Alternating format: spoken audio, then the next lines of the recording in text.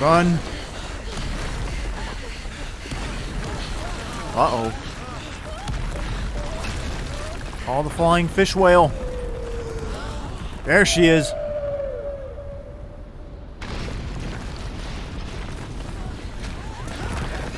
Catch a ride.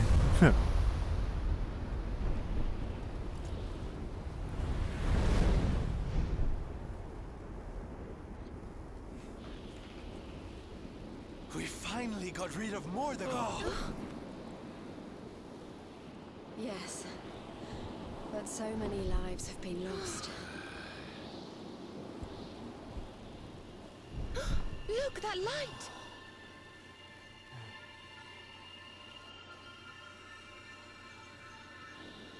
Does this mean...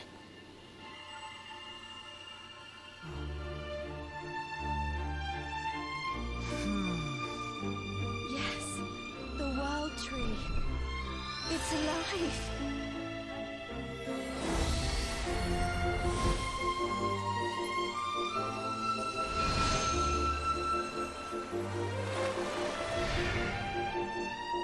So I guess maybe the tree wasn't dead after all.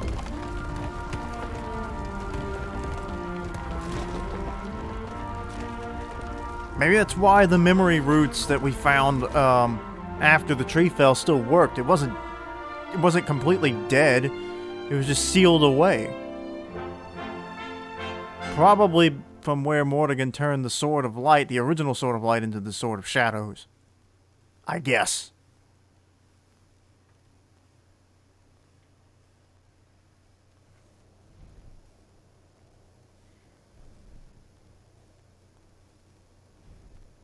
Mordegon's passing must have freed the heart of Yggdrasil from his clutches.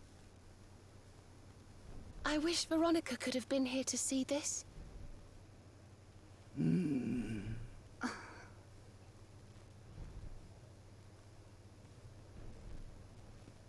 I think it's time to go home, don't you? It's been a long adventure.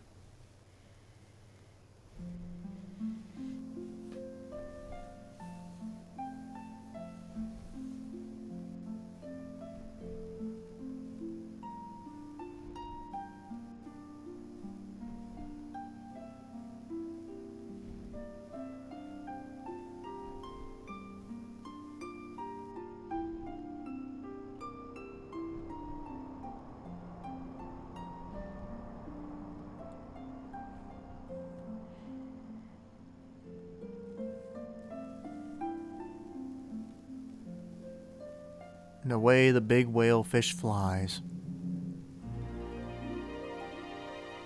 And it looks like that is the end of the main story. So, there you go. Dragon Quest XI. I think it was pretty good.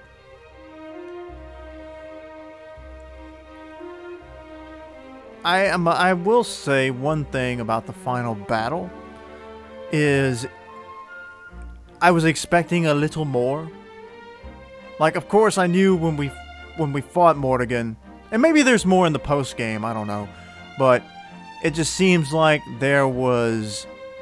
Man, maybe I'm basing this too much off of what happened in Dragon Quest VIII, but oh, look at this. Everybody's going back home. I may need to shut up. So Bendo returns. Everybody's happy to see him. He has fulfilled his promise. But, I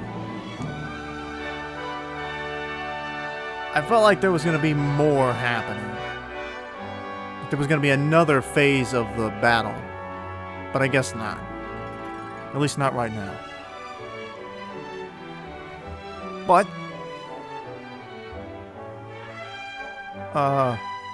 otherwise, I really like the story here. There's a lot of characters where, like, the, give me a minute. I'm trying to pay attention to the video and get my thoughts out. There's a lot of, like, the interesting, you know, where we just had gotten through with the part of the story where Veronica died. So we couldn't save her. And that was right after we had,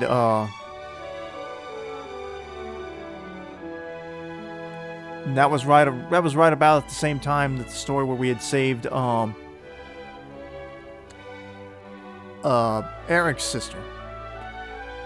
But then there's also, like the conflict there where, Eric and Mia are both thieves, but she was never satisfied.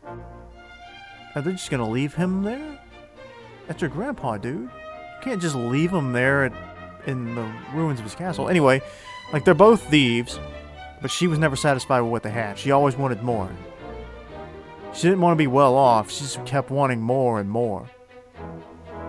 And then the dynamic between Jasper and Hendrik, where Jasper was jealous of, but also admired Hendrik. And Hendrik admired Jasper. They both influenced each other. But Jasper's jealousy got the better of him, and he sold himself to Morrigan for power. Because he just wanted to be number one, and he was willing to do anything to do that, including sell out. Which, it shows that the two of them weren't that different. But the decisions they made resulted in what ultimately would be Hendrik rose to the challenge and became a hero, and Jasper became a villain and he was destroyed.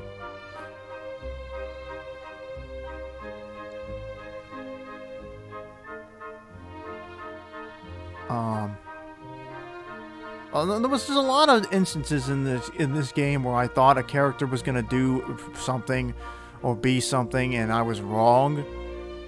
But the characters are very well fleshed out. They're not just, one type of character. They have depth to them.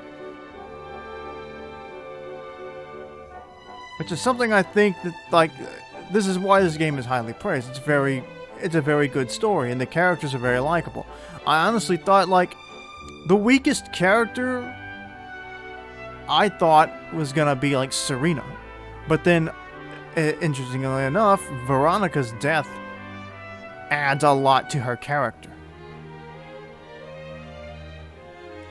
Where she, she's very strong, but then she allows herself the time to be very sad. And then the haircut scene where she's like, you know what? I'm stronger. I can be strong because she was strong. And I won't forget that. And then she literally just learns all of her stuff. And there's, of course, Mia and Eric. I thought we were going to have to kill Mia. I'm glad we didn't have to. But, yeah, this is a really good game.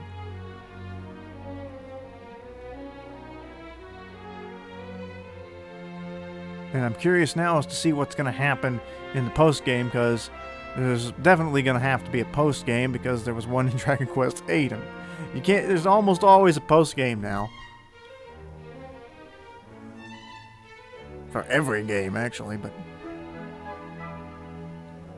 And I still think that, I've already said this probably more than once through this playthrough, but the idea that this game needs to be darker, that they want to take Dragon Quest XII in a darker direction, I'm like, why? That's almost like saying, I almost said Mario, but stupid Switch, but Mario, there's a charm to the games the way they are. The story got dark. I mean, multiple times character was killed on screen, and now thinking back to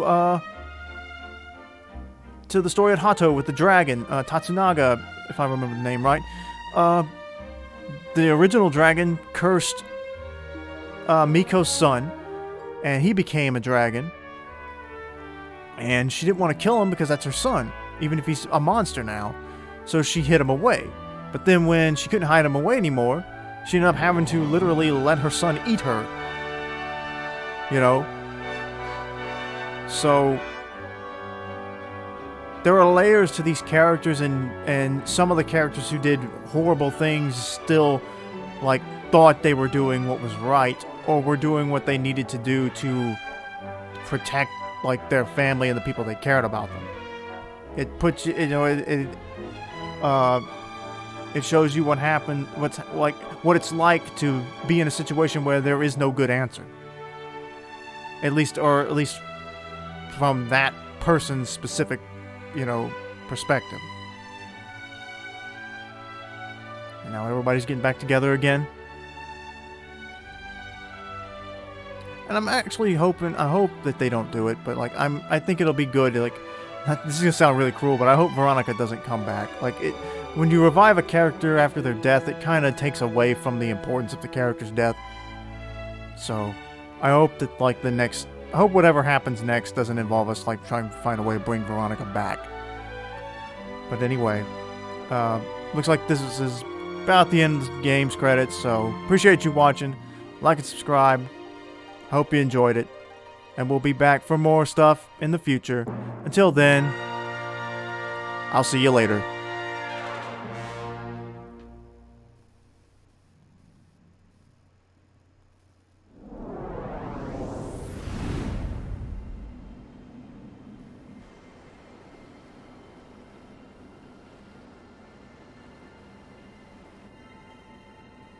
Now, what's going on here?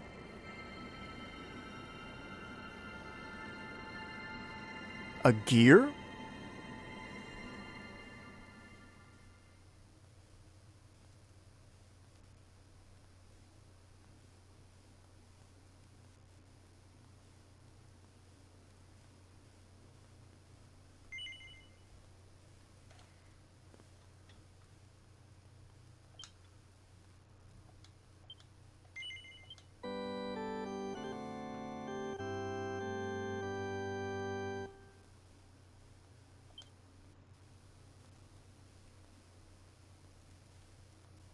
The end.